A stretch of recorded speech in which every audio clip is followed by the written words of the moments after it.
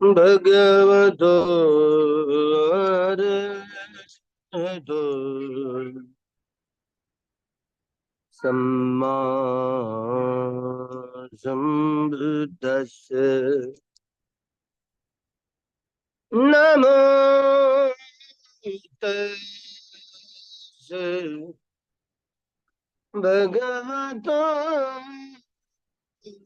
अरहतो सम्मा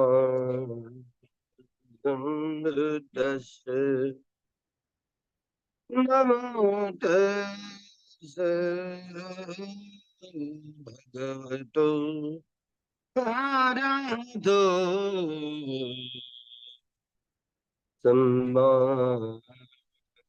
सम्बुद्धस्स ये जीवदान च ये च बुद्धां यदा गता अजुबन्नां च ये बुद्धा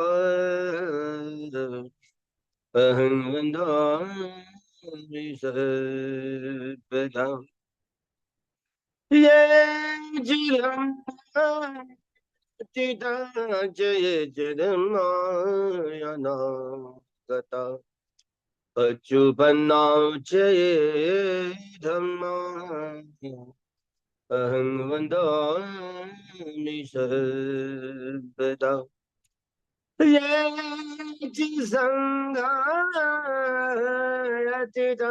च ये च संघायना गता अच्युतनां च ये संघा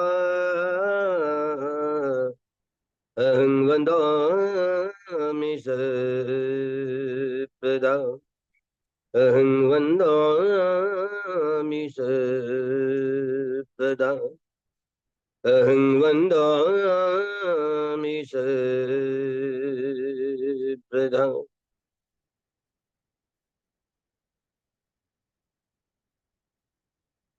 महाकारुणिक तथागत भगवान सम्यक संबुद्ध भगवान ने सुआख्यात किया हुआ, सुस्पष्ट किया हुआ, जो धारण करने योग्य ऐसा सद्धर्म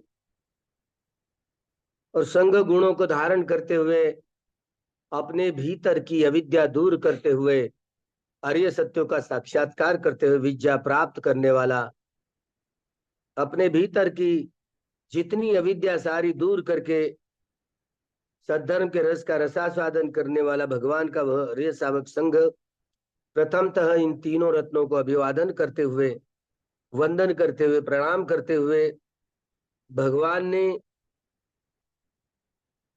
जो जो भी भगवान के इस बुद्ध शासन में जो चढ़ाव उतारों का जो दौर चला, इन चढ़ाव उतारों में गली जैसे अछूतता का रोग इस देश में फैल गया था, जिसके बाबा साहब ने प्रतिक्रांति, भला इसे बाबा साहब प्रति कहते हैं। इस प्रतिक्रांति के जरिए सारा समाज कैसे दुर्बल हुआ, सद्धर्म अपना बल खो देता है। अब लोग ही सद्धर्म धारण करने में, मार इतनी बाधाएं, मार की बाधाएं बलवत्तर होती है, मार हावी होता है। इसी तरह सद्धर्म के इस चढ़ाव उतार आते रहते हैं। ये तो प्रज्ञा युग है। यह 500 साल बड़े प्रगति के साल होते हैं।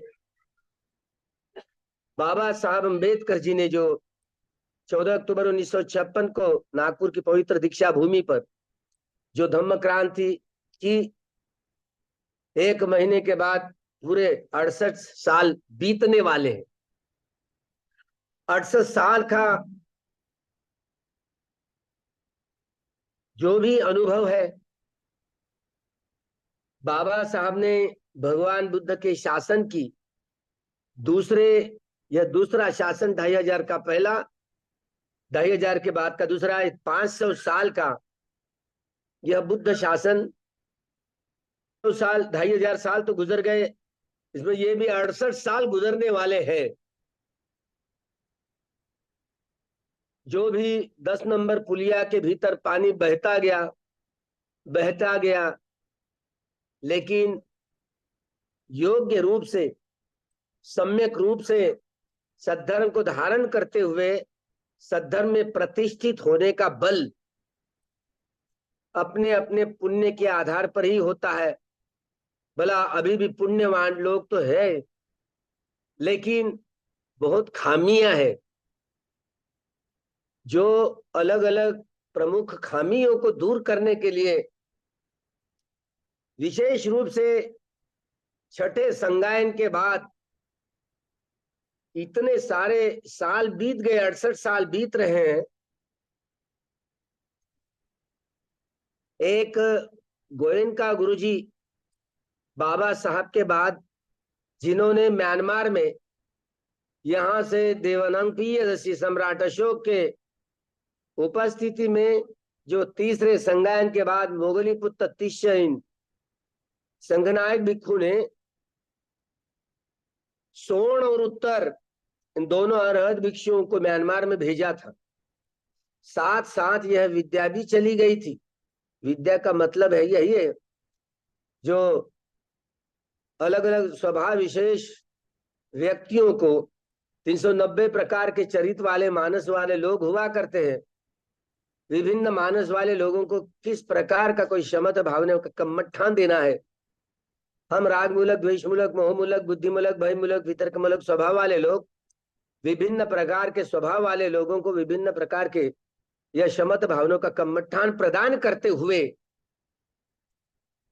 अपने मन को समाहित करने के लिए, एकाग्र करने के लिए यह शमत भावनाओं का अभ्यास किया जाता था, जिसे अपने चंचल चपल मन को समाहित करने हुए एकाग्र करने की प्रक्रिया से गुजरते तो क्षणिक समाधि से लेकर उपचार समाधि और उपचार समाधि से अर्पणा समाधि तक पहुंच पाते लोग।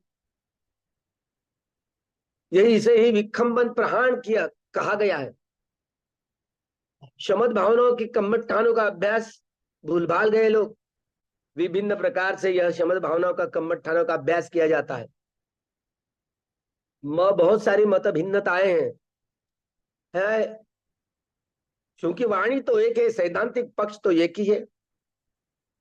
आनापान सती एवं 40 प्रकार के जो शमत भावनाओं के कम्मठान होते हैं, जो अपने चित्त को समाहित करने के लिए क्षणिक से उपचार और उपचार से अर्पणा समाधि तक पहुंचाने के लिए, जिसे विखंबन प्रहान से समुच्छेद प्रहार, जो सभ्य संखारा अनिच्छाति, सभ्य संखारा दुखाति, सभ्य धम्मा अनत्ताति, यदा पंयाय पश्यति अथन विपिंदति दुखे ए समग्गो विशुद्धिया।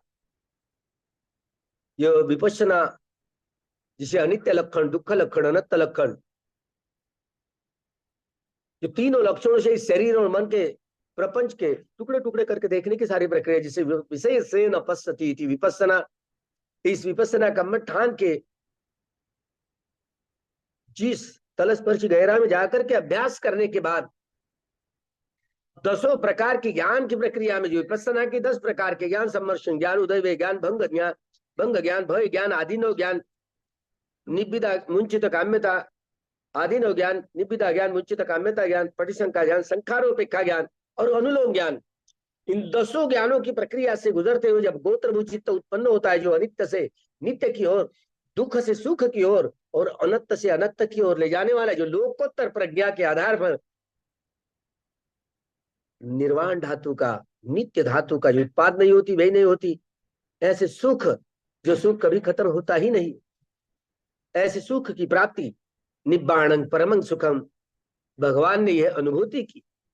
भगवान के संपर्क में जो जो भी आए, उनके स्वभाव विशेष जो कम्मठान प्रदान करते हुए कम्मठानों से अभ्यास करवाया गया, और उनके जीवन काल में ही 46 वर्षावास के भीतर 24 असंख्य 80,000 देवता और मनुष्य को लाभान्वित हुए, लाभ हुआ।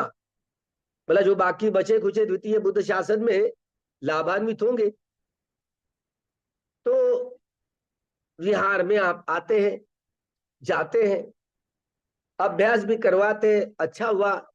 कि आप सभी साधक साधिकाएं, उपासक उपासिकाएं विपश्यना भावना का, आनापान सति का, कम्मठानों का अभ्यास कर रहे हैं।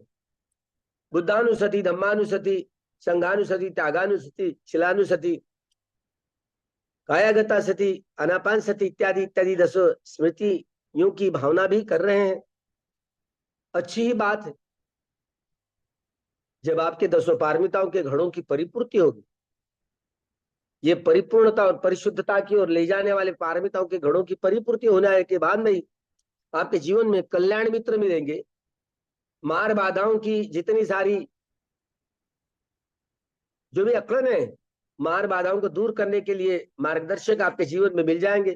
तो निश्चित रूप से इसी बुद्ध शासन में आपको लाभान्वित होने का मौका मिल सकता है। और जो जो जिन जिन को नहीं मिला हो, तो कहीं नहीं सही, लेकिन बुद्ध शासन में जन्म हुआ और कम्मठानों का यह अभ्यास करने की सारी उपलब्धियां मिली, तो बड़े आप अपने आप को हम सब लोग भाग्यशाली ही समझेंगे, भाग्यशालिनियां समझेगी, ताकि हमें धर्म मिला। अगर धर्म नहीं मिला होता तो मनुष्य जीवन कितना कुंठित हो जाता।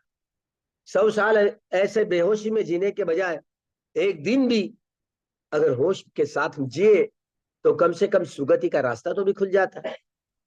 भले ही अपाय गति के संस्कारों का संग्रह इतना सारा भरा हुआ है अभी इसी जीवन में निकल जाएगा, बोल नहीं पाएंगे।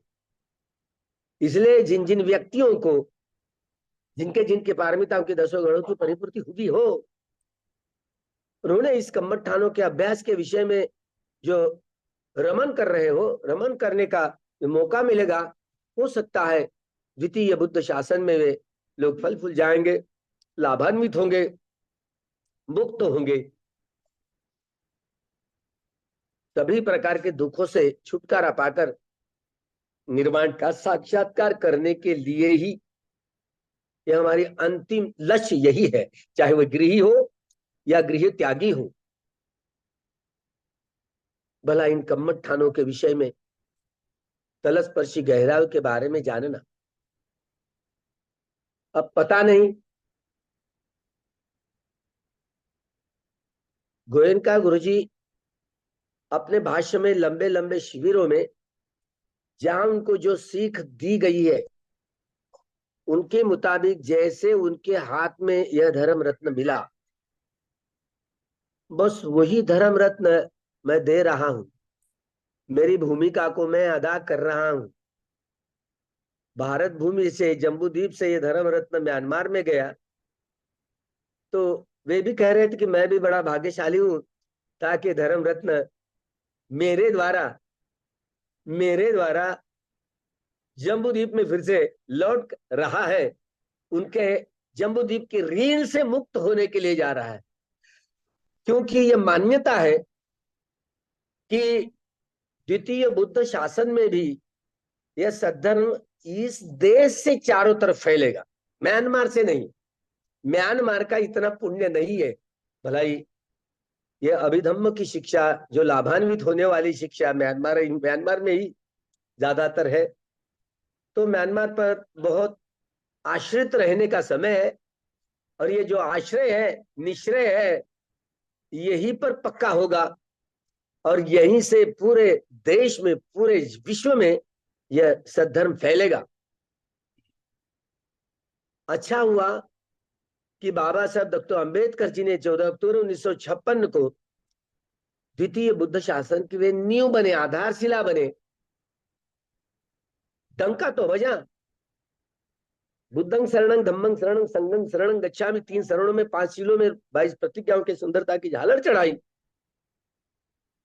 बड़ा हल्का काम हुआ। गुरुजी, गोविंद गुरुजी कह रहे थे कि बड़ा हल्का काम हुआ। अगर बाबा साहब ने 3 शरण 5 शील 22 प्रतिज्ञाओं की सुंदरता की झालर चढ़ाई नहीं होती तो हमें कितनी सारी दिक्कत जाती। अछूतपन का यहाँ इस देश में इतना रोग जो फैला था, इसको दूर करने के लिए बाबा साहब ने जो नींव डाली और बुद्ध का दर्शन करवाया, बुद्ध का दर्शन करवाया। जो मंग पश्यति सो धम्मंग पश्यति। बाबा साहब ने जो 14 अक्टूबर 1956 को जो धम्म क्रांति की, हमको लगता है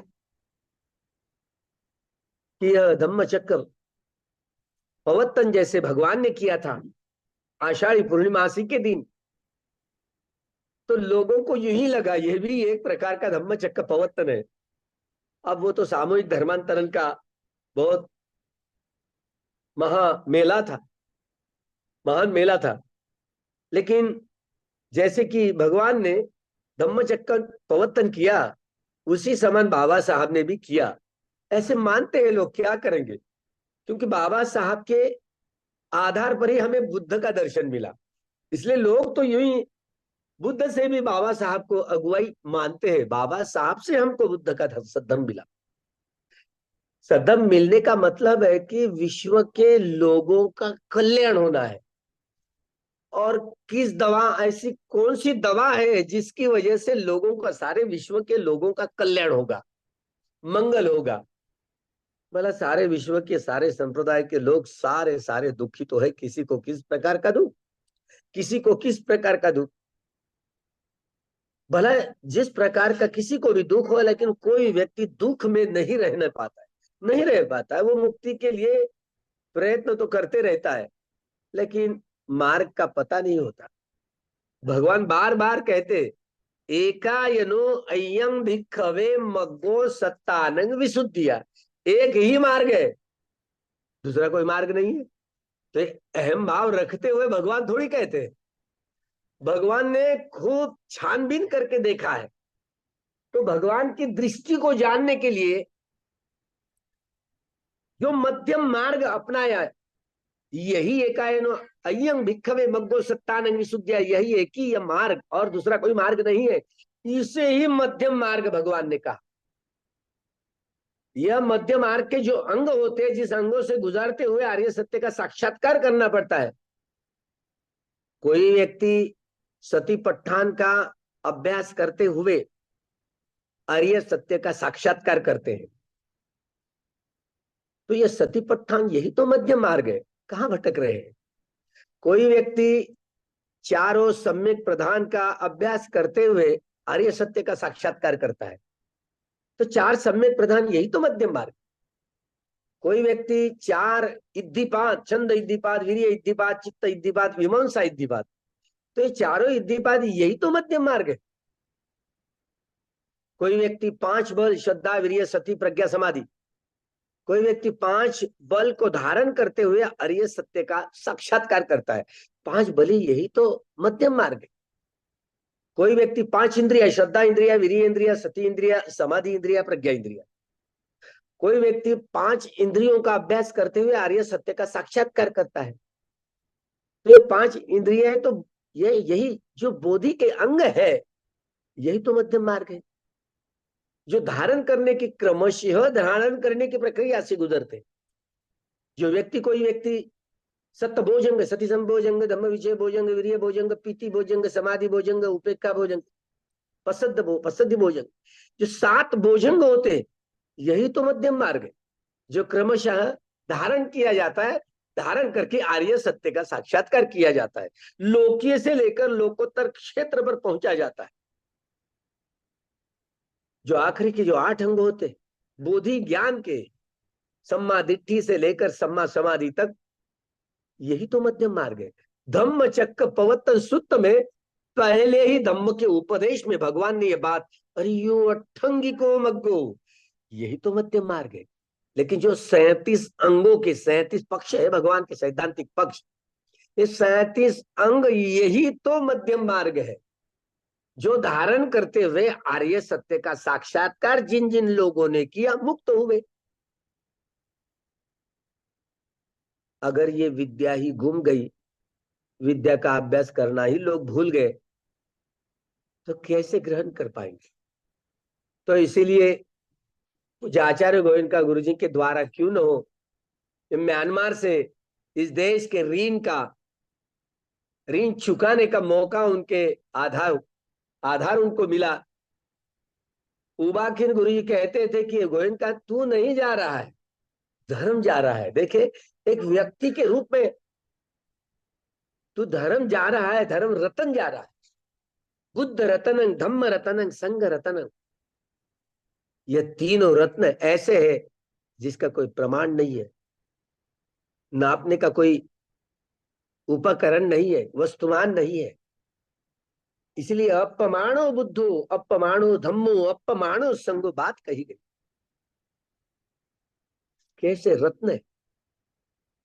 इन रत्नों के आधार पर बहुत सारे लोग बुद्ध शासन में जो बड़ी श्रद्धा का भाव, बुद्ध के संघ के, धम्म के 2400 जो गुण होते हैं, 2400 गुणों की, 2400 गुणों का व्यक्तिकरण बाबा साहब ने इतनी सी मूर्ति भगवान की, इतना सा रूप पवित्र दीक्षा भूमि पर रखा, वो भी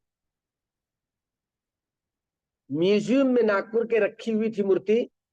बाला साहब खेर जब मुख्यमंत्री थे बंबई राज के, बड़ा राज था, और मूर्ति के दर्शन किए, अपना माथा भगवान की मूर्ति के चरणों पर रखा। इतने निरीश्वरवादी का एक विचार वाला एक व्यक्ति, लेकिन एक मूर्त, कोई किसी धातु की, अश्य धातु की मूर्त थी, अपना माथा उनके चरणों पर टिकाया। पता नहीं कि भगवान के प्रति श्रद्धा बाबा साहब की, क्योंकि वो बोधिसत्व का चित्त है, बड़ा प्रगल्भ होता है, महाकुशल चित्ता के द्वारा ही उनकी वो नीतियां होती है, जिसके तहत वह उनके जीवन में इतना सारा, इतने से छोटे से काल में इतना सारा पुण्य का संग्रह करना, ये सीधी सरल बात नहीं। इसलिए गुरु चंद्रमणि जी कह रहे थे कि मुझसे कितने कितने महान है बाबा साहब। ये महानता की जो बातें हैं बाबा साहब के, तो हर क्षेत्र में इस दबे हुए कुचले हुए समाज को ऊंचे स्तर पर कैसे लेकर के आना, इनके भौतिक जीवन को भी सजाना और आध्यात्मिक जीवन को भी सजाना, ऐसे ऊंचे स्तर पर मनुष्य जीवन की, ऐसे समाज मनुष्य जीवन यापन करने वाली उच्चतम पद्धति को स्वीकार करने के लिए बुद्ध का दर्शन ही यही एक ऐसी चीज है। इसलिए बुद्ध धम्म यह क्रांति कहा गया है। किसी व्यक्ति के चित्त में से यह शब्द पनप नहीं पाया, और वह केवल बाबा साहब अंबेडकर जी के ही चित्त में से पनप पाया कि भगवान बुद्ध का सद्धर्म यही क्रांति है, एक मनुष्यों को पूरे जड़ से उनके सारे विकारों को दूर करते हुए मनुष्य बना देती है। जिन्होंने आर्य सत्य का साक्षात्कार किया हो, अरे वो वीतरागी, वीत द्वेषी, वीत मोही होकर के काया वाचा मन के द्वारा कर्म करेगा। दूसरा कोई इलाज ही नहीं, यही मध्यम मार्ग है। इसे बड़ी खूबी से समझें। बहुत बड़ी जिम्मेदारी बाबा साहब ने दी है। इस जिम्मेदारी को पूर्ण रूप से, पूर्ण रूपेण अगर निभाना है तो भगवान के सैद्धांतिक एवं व्यावहारिक पक्ष की जड़ों को समझे, जड़ों को समझे, ताकि सद्धर्म के प्रचार एवं प्रसार करने में जो बाबा साहब ने अपने जीवन में 56 ग्रंथ लिखे, उसमें आखिरी का जो ग्रंथ बुद्धा एंड हिज धम्मा, अंग्रेजी में ग्रंथ लिखा है, उसके आखिरी के पृष्ठ पर जो चारों प्रतिज्ञाएं अंकित की है, जीव सृष्टि असीम है, सीमा नहीं है, मनुष्य या मनुष्यतर प्राणी हो, और हम प्रतिज्ञा यह करते हैं कि सारे प्राणियों को भव सागर पार ले जाए। मतलब सारे प्राणी दुखी है, मनुष्य या मनुष्यतर हो, इन सभी प्राणियों के उनके दुख से छुटकारा पाकर अंतिमतः निर्वाण का साक्षात्कार करने के लिए उनको सहायभूत हो, एक मार्गदर्शन के रूप में कल्याण मित्र की भूमिका को अदा करे। भगवान के सैद्धांतिक और व्यावहारिक पक्ष की जो जड़ों को समझे। अगर वो जड़ों को समझ ही नहीं पाएंगे तो सद्धर्म का प्रचार एवं प्रसार कैसे कर पाते। दूसरी जो प्रतिज्ञा है, इसमें हम में बहुत सारी खामियां है। बहुत सारी कमजोरियां है, और हम प्रतिज्ञा यह करते हैं कि सारी खामियों को दूर करेंगे। सारी खामियों को, जितनी 500 काम तृष्णाएं, 500 भव तृष्णाएं और 500 विभव तृष्णाएं, इतना सारा तृष्णाओं का पहाड़ है। क्या हम, अगर हम में जितनी सारी खामियां हैं, उन खामियों को दूर ही नहीं कर पाए, तो भला कैसे सद्धर्म का प्रचार एवं प्रसार कर पाए? बिल्कुल नहीं कर पाए। हमको लगता है कि हम केवल श्रुतमय ज्ञान के आधार पर या चिंतनमय ज्ञान के आधार पर ये काम तृष्णाएं, भव तृष्णाएं और विभव तृष्णाओं का नष्ट होना आसान है। आसान नहीं है। इसलिए इस विपස්සना भावना का कम्मठान करने के बाद ही जो तृष्णा, ये वेदनाओं के आधार पर उत्पाद होता है। जिस वेदनाओं के आधार पर ये उत्पाद होता है तृष्णाओं का, और भव चक्र हम ग्रहण करते हुए इस भव चक्र में लटके हुए, इस भव चक्र को तोड़ने के लिए, इस दुख चक्र को तोड़ने के लिए, जब तक कि 10 पारमिताओं के घड़ों की परिपूर्ति नहीं होती, तो चक्र तोड़ने के लिए बहुत कामयाब नहीं हो पाए। इसलिए अनंत जहां जितनी सारी तृष्णाएं हो, तृष्णाओं वेदना पच्चया पहिया, ये अनित्य लक्षण, दुख लक्षण और अनंत लक्षण, तीनों लक्षणों के आधार पर यह शरीर और मन, इसके प्रपंच, इसके टुकड़े टुकड़े करके इसके प्रपंच के भीतर बाहर की सारे जितने भी है, वह सब सत्य खोल पाएंगे, सत्य तक पहुंच जाएंगे और तब कामयाबी पा जाएंगे। तीसरी प्रतिज्ञा यही अनंत सत्य है। और हम प्रतिज्ञा यह करते हैं कि सारे भीतर बाहर के, प्रकृति के, सजीवों के, निर्जीवों के भीतर बाहर के सत्य के सारे टुकड़े टुकड़े करके देखेंगे तो भीतर बाहर के सारे प्रपंच को देख पाएंगे।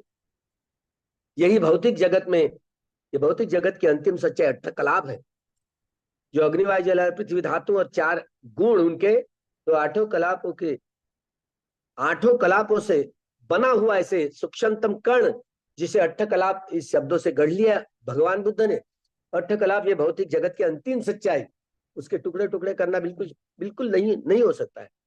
यह अंतिम सही लोकीय सत्य है, ताकि इसका भी विघटन विभाजन करना बहुत मुश्किल हो जाता है। और ये लोकोत्तर, जहां लक्षण वाले, जो नित्य का सुख, नित्य सुख और अनंत, ये लोकोत्तर प्रज्ञा जब उसमें रमन कर लगते हैं, रमन करने लग जाते हैं, तो ये लोकोत्तर प्रज्ञा के आधार पर निर्वाण के रस का रसास्वादन किया जाता है।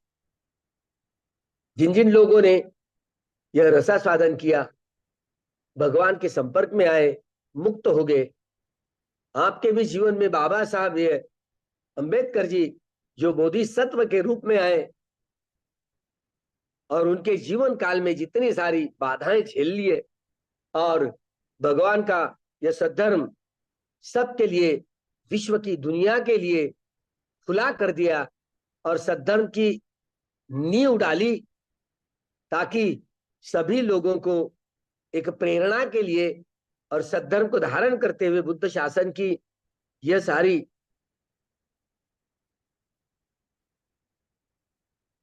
प्रक्रिया, वह अंत तक, बुद्ध शासन की प्रक्रिया अंत तक टिकाए रखने के लिए ये वैभव बनाने की जो दिशा दी है, ये मार्ग ही ऐसा है। इसलिए चौथी जो प्रतिज्ञा है, भगवान का मार्ग अतुल्य है, तुलना नहीं की जा सकती। मग्गंगानं मग्ग संपयुक्त कानं चंग धम्मानं तंग समुत्थानानं च रूपानं मग्ग पच्चे न पच्चयो। ये मार्ग ही ऐसा है, एक ही मार्ग है, दूसरा मार्ग नहीं है। जो 8 अंग वाला, 4 अंगों वाला, इसी तरह 37 बोधि पक्षीय जो मार्ग है, ये मार्ग ही है जिसे इस पथ पर क्रमशः चलने की जो समाहितता है, क्रमशः जो पटी संख्या ज्ञान, जो अनित्य ज्ञान के आधार पर अनित्य का बोध करते हुए बोधि ज्ञान धारण करते, दुख के ज्ञान के आधार पर दुख का बोध करते हुए, आर्य सत्य का साक्षात्कार करते हुए, और अनंत ज्ञान के आधार पर निर्वाण के रस का रसास्वादन करने की प्रक्रिया से गुजरे। यह बुद्ध शासन के लाभ, उन लाभों की जितनी सारी गहराइयां हैं, वो गहराइयों का आपको दर्शन हो, खूब मंगल हो, खूब कल्याण हो। ये चारों प्रतिज्ञाओं का जैसे जैसे पालन करते हो, समझते हो, तलस्पर्शी तैदांतिक एवं व्यावहारिक पक्ष की ये सारी जानकारी रख पाते हो, तो ही यह कल्याण मित्र की भूमिका को अदा कर पाएंगे और सारे विश्व को बुद्धमय धम्ममय करने का बल यह इसे आपको प्राप्त हो। खूब मंगल हो।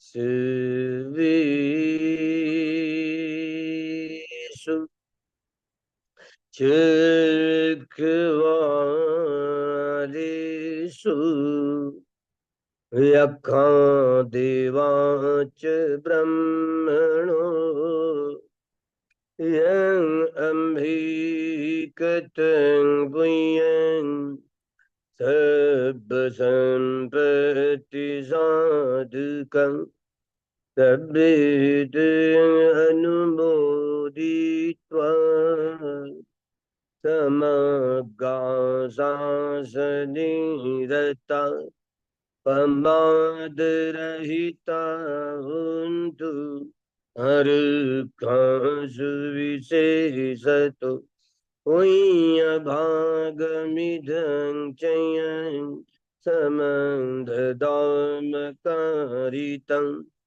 अनुमोदन्तु तं सर्वे मेदिनी भद्र सखी खे मेदिनी भद्र सखी खे मेदिनी भद्र सखी खे। एक शरण बुद्ध की, एक शरण है धर्म की, एक शरण है संघ की, और शरण नहीं कोई। इस सत्य वचन की तेज से, इस सत्य वचन के तेज से, इस सत्य वचन के तेज से धम्म प्रकाशित हुए, धम्म प्रतिष्ठित हुए,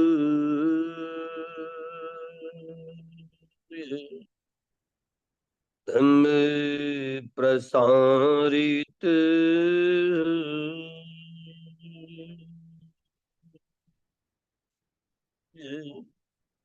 सब गाम मंगल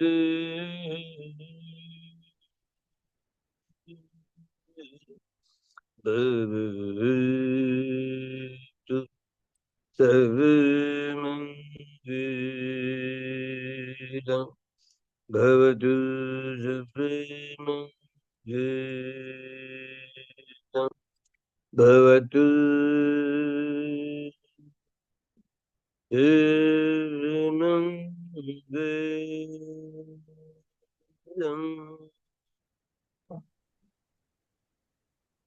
साधु साधु साधु। सुखी हो, सुखी निदुखा निरोगा निर्वाण पश्य। सबका मंगल हो, सबका कल्याण हो,